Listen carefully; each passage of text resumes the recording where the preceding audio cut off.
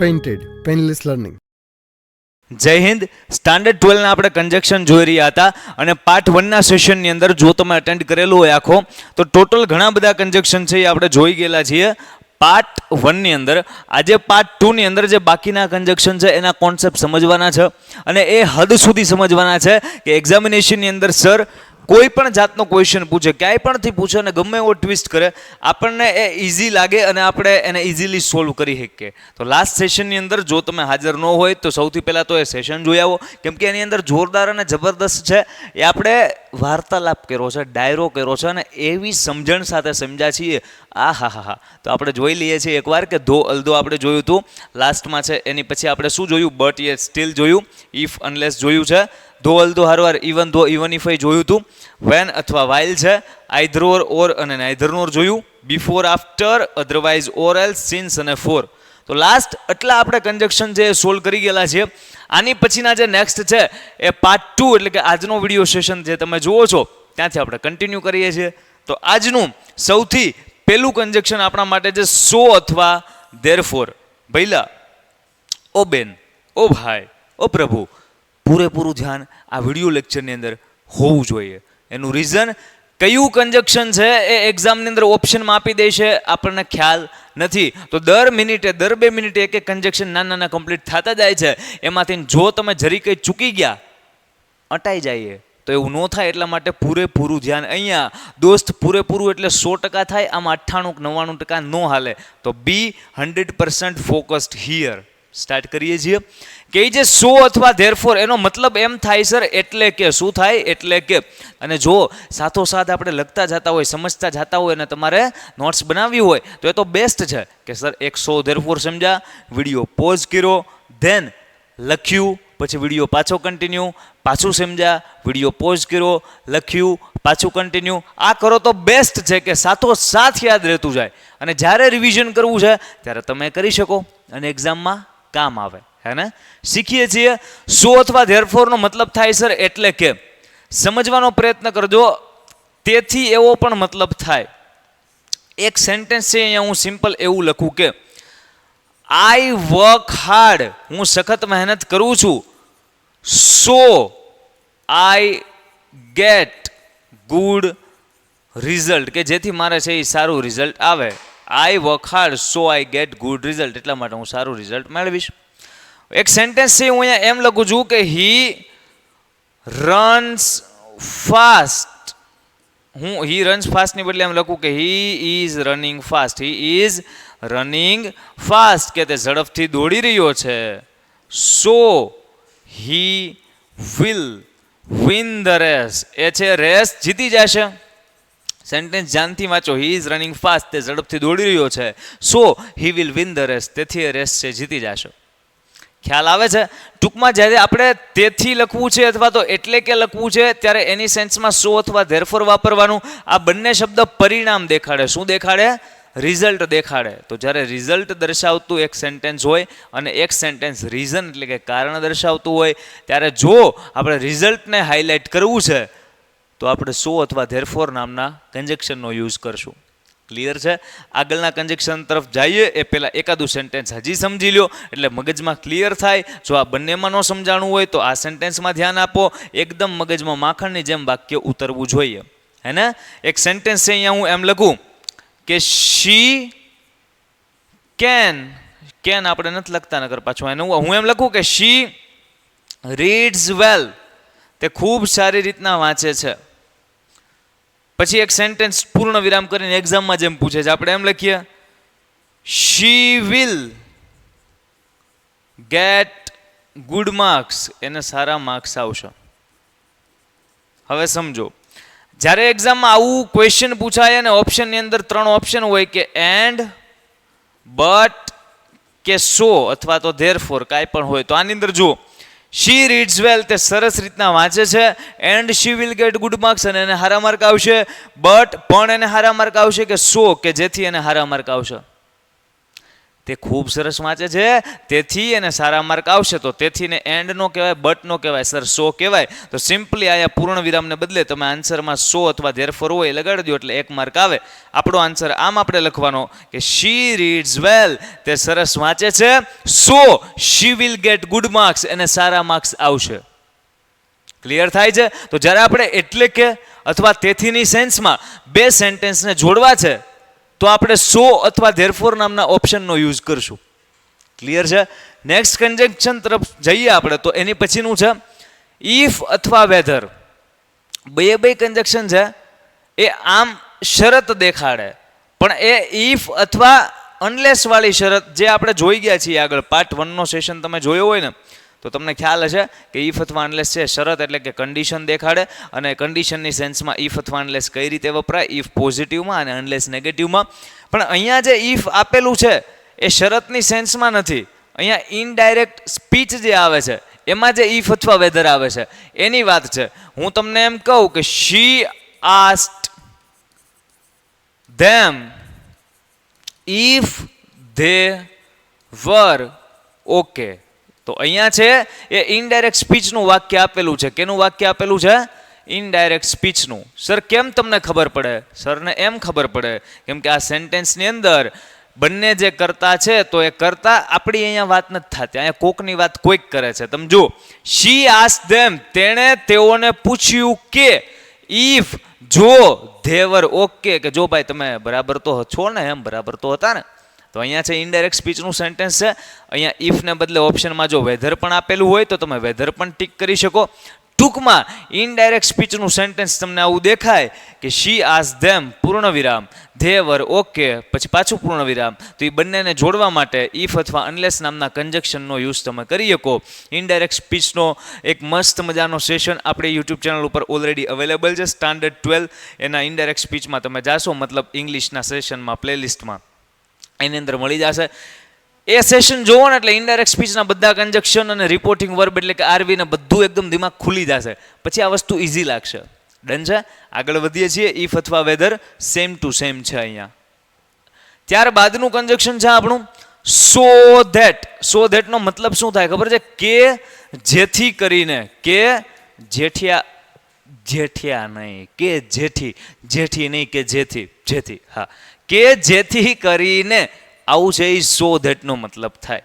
શું કહેવા માંગુ છું ધ્યાન આપો. હું એમ કહું કે આઈ વર્ક હાર્ડ, હું સખત મહેનત કરું છું, સો ધેટ કે જેથી કરીને આઈ ગેટ એન અવોર્ડ, કે જેથી કરીને મને શું મળે? અવોર્ડ મળે. એટલા માટે હું શું કરું છું? સખત મહેનત કરું છું સર. તો આ સેન્ટેન્સને ધ્યાનથી જુઓ તો તમને ખ્યાલ આવશે કે આઈ વર્ક હાર્ડ, હું સખત મહેનત કરું છું, સો ધેટ કે જેથી કરીને આઈ ગેટ એન અવોર્ડ, મને છે અવોર્ડ મળે. તો અહીંયા આવ્યું ને સો ધેટ કે જેથી કરીને. આ સો ધેટ નામનો શબ્દ છે એ હેતુ દર્શાવે કે તમે કોઈ કામ છે એને શા માટે કરો છો, અને હેતુને ઇંગ્લિશમાં પર્પઝ કહેવાય. શું કહેવાય? પર્પઝ કહેવાય. જો આઈ વર્ક હાર્ડ, હું સખત મહેનત કરું છું, સાહેબ શા માટે કરો છો? એનો હેતુ શું છે? તો કે so that I get an award, મને અવોર્ડ મળે એટલા માટે. ઇઝી વસ્તુ. એક સેન્ટેન્સ હજુ લખું અને હું એમ કહું કે ભૂરો. કયો? ભૂરો મારો ભાઈબંધ. હા, તો Bhuro runs fast so that he will, Bhuro ઝડપથી દોડે છે સાહેબ કે જેથી કરીને so that he will win the race, એ રેસ જીતે એટલા માટે એ ફાસ્ટ દોડે છે. તો અહીંયા તે આવડી આ વસ્તુ છે એને સો ધેટથી તમે જોડી, કારણ કે એની પછી છે એ વાતનો હેતુ આપેલો છે કે આ ફાસ્ટ દોડે છે, તો એનું કારણ શું? તો કે સાહેબ એને રેસ જીતવાની છે એટલા માટે. તો અહીંયા શું આવશે? So that. ઇઝી વસ્તુ થઈ ગઈ. સો ધેટ છે હેતુ દર્શાવે, જેનો મતલબ કે જેથી કરીને થાય. તો જ્યારે બે સેન્ટેન્સને તમારે આ રીતે જોડવા છે કે જેમાં આવો મતલબ નીકળતો હોય કે આઈ વર્ક હાર્ડ, હું સખત મહેનત કરું છું, સાહેબ શા માટે? તો કે આઈ ગેટ એન અવોર્ડ, મને અવોર્ડ મળે ને એટલા માટે. તો હું સખત મહેનત કરું છું કે જેથી કરીને મને અવોર્ડ મળે. તો કે જેથી કરીને એને શું કહેવાય? So that. ક્લિયર થાય જ કોન્સેપ્ટ? આગળના કન્જક્શનમાં જઈએ તો સો ધેટ. ત્યારબાદનું કન્જક્શન છે આપણું બીકોઝ. બીકોઝનો મતલબ કારણ કે થાય, અને આના નામ પ્રમાણે જ તે આવડું આ કારણ એટલે કે રીઝન દેખાડે. કારણને ઇંગ્લિશમાં શું કહો છો? રીઝન દેખાડે. એક સેન્ટેન્સ અહીંયા લખું, સમજવાનો સેજ પ્રયત્ન કરતા જાજો. દરેક કન્જક્શનની અંદર પૂરેપૂરું ફોકસ રાખવાનું. ફરીવાર કહું છું, કઈ મિનિટમાં શીખેલું સમજેલું એક્ઝામમાં પૂછાશે. વી ડોન્ટ નો, આપણે જાણતા નથી. પૂરેપૂરું ફોકસથી અહીંયા ધ્યાન આપજો. એક સેન્ટેન્સ આપણે લખીએ અહીંયા કે શી ઇઝ વોકિંગ સ્લોલી. એટલે ભાઈ આવું થોડું વોકિંગ હોય? 1 મિનિટ ખમ આવા વોકિંગ હોય કાંઈ?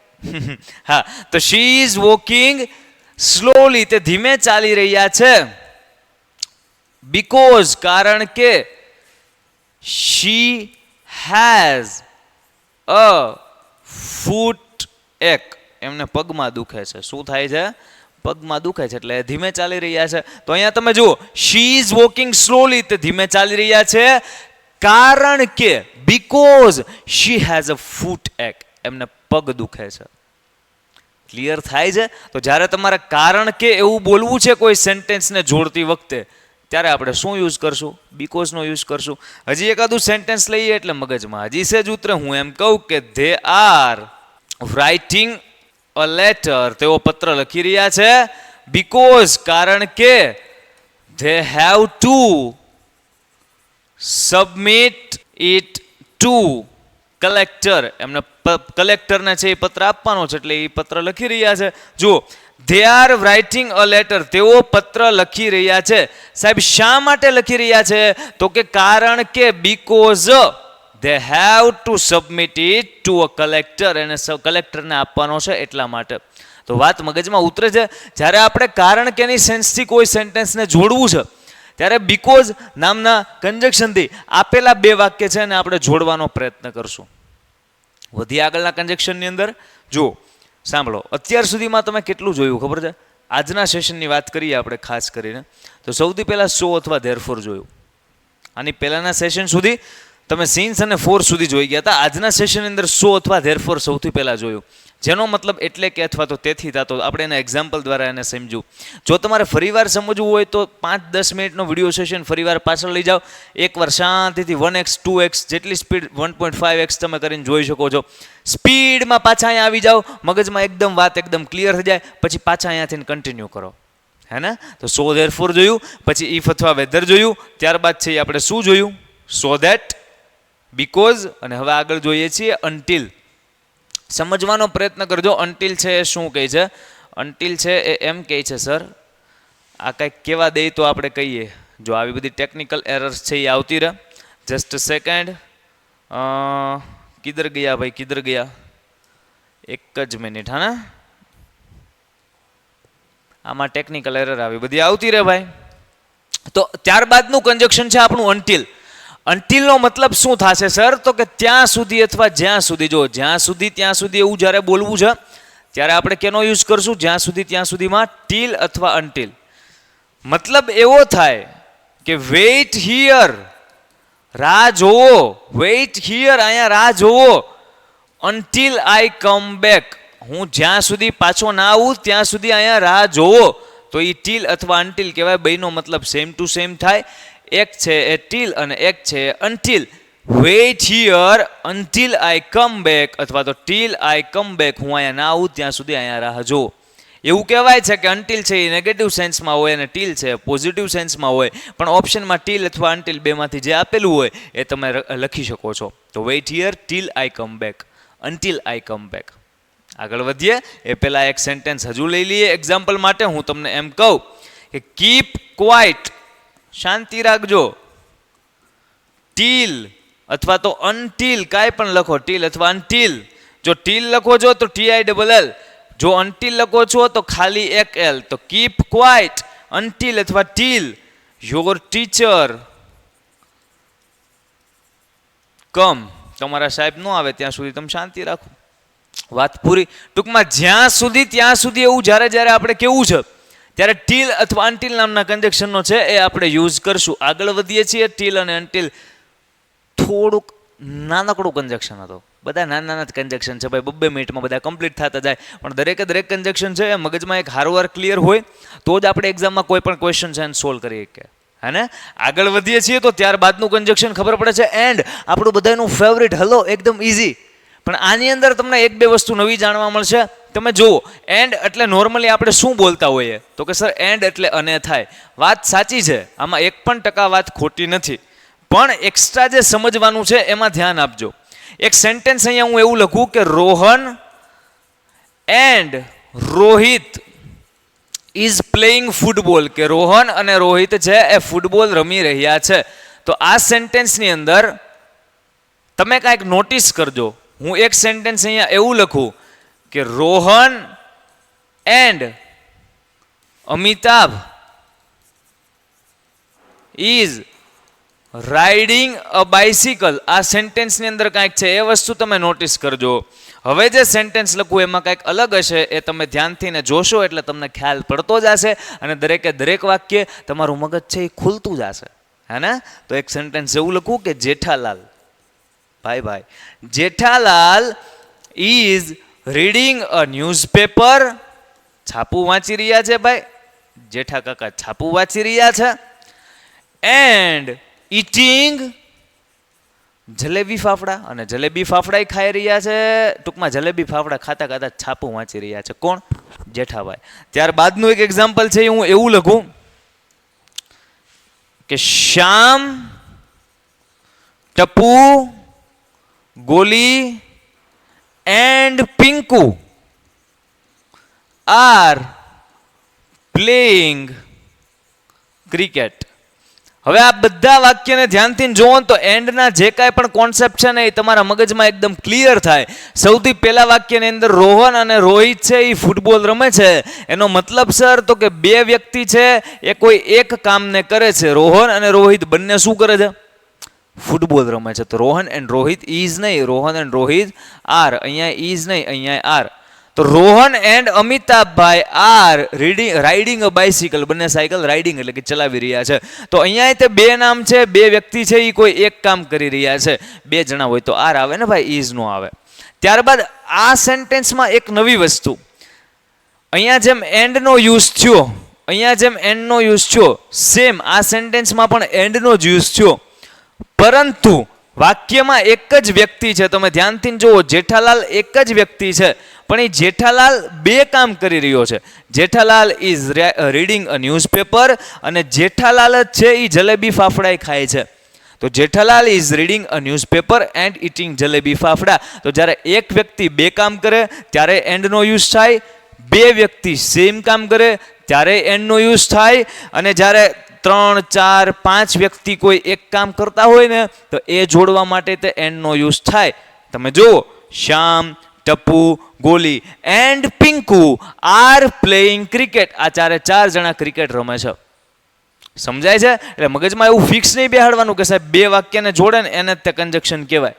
આ સેન્ટેન્સ કેવડો મોટો ક્વેશ્ચન હતો ખબર છે? Shyam is playing cricket, Tapu is playing cricket, પૂર્ણ વિરામ, ગોલી ઇઝ પ્લેઇંગ ક્રિકેટ, પૂર્ણ વિરામ. ચાર વાક્ય આપેલા, પિંકુ ઇઝ પ્લેઇંગ ક્રિકેટ. હવે ચારેયને એક સેન્ટેન્સમાં લખવું છે તો Shyam, Tapu, Goli and Pinku are playing cricket. ચારે જણા એક વાક્યમાં ક્રિકેટ રમાડ્યા કે નહીં? ખ્યાલ આવે છે? તો સંયોજકનું કામ જ આ છે કે સર ગમે એવડા મોટા વાક્ય હોય ને મિનિંગફુલ એને બનાવી દે અને નાનું એક કોમ્પેક્ટ સેન્ટેન્સ બનાવી નાખે. ધીસ ઇઝ કોલ્ડ કન્જક્શન, સંયોજક. ક્લિયર થાય છે? તો મસ્ત મજાનો એન્ડના કોન્સેપ્ટ આપણે 3 જોયા કે બે વ્યક્તિ એક કામ, એક વ્યક્તિ બે કામ, અને ઝાઝા બધા વ્યક્તિ સેમ કામ. એન્ડ નામના કન્જક્શન બાદ સો ધેટ.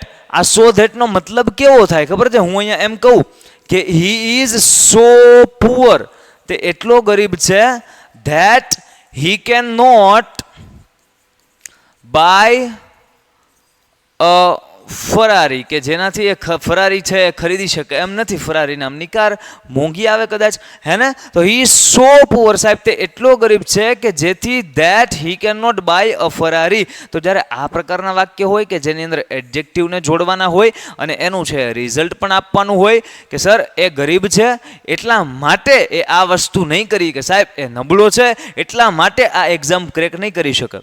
તો જ્યારે આ પ્રકારની વાત કરવી છે ત્યારે આપણે શું એક્ઝામમાં યુઝ કરશું? So dot dot dot dot that.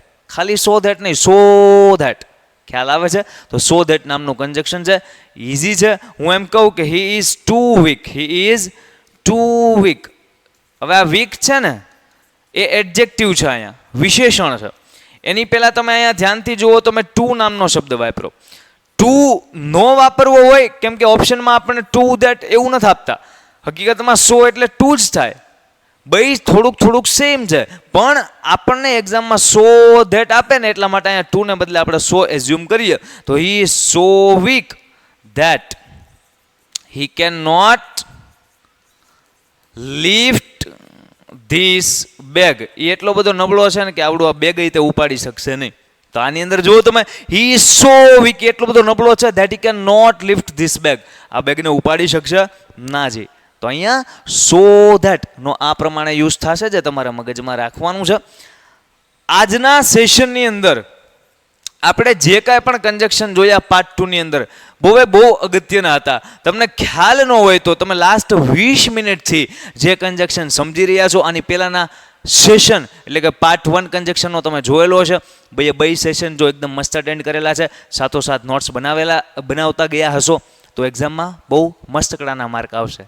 Clear થાય છે? તો આજનો કન્જક્શનનો સેશન અહીંયા કમ્પ્લીટ કરીએ છીએ. આપણા સિલેબસમાં નો ડાઉટ હજી 4-5 કન્જક્શન છે, ત્યારબાદ કમ્પ્લીટ થાય છે. અહીંયા તમે જો 4-5 જે કન્જક્શન વધે છે એ કયા છે? વુ ને વૂઝ ને વુ. આ બધા મતલબ WH ક્વેશ્ચન્સની અંદર આપણે જોઈ ગયેલા છીએ.